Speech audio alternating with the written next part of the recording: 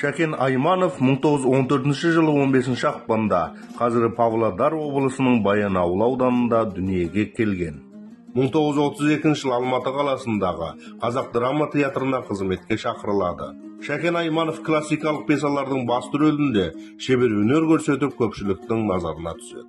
Әсіресе оның орындауындағы Ақан сері, Қобыланды батыр рөлдері театр тарихында өшпес із қалдырды. 1947-1951 жылдары академиялық драма театрының бас режиссері болды. Абай әндері, Жамбыл көркемдік күрделі экран бейнелерін сомдады. 1953-1970 жылдары қазақ фильмінің көркемдік жетекшісі болып, қазақ кино өнерінің өркендеуіне үлесін қосты.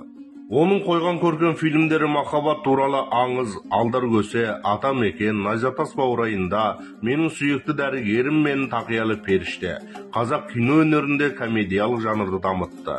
Атаманның ақыры фильмі режиссер Айманов шығармашылығының биік шыңына айналды.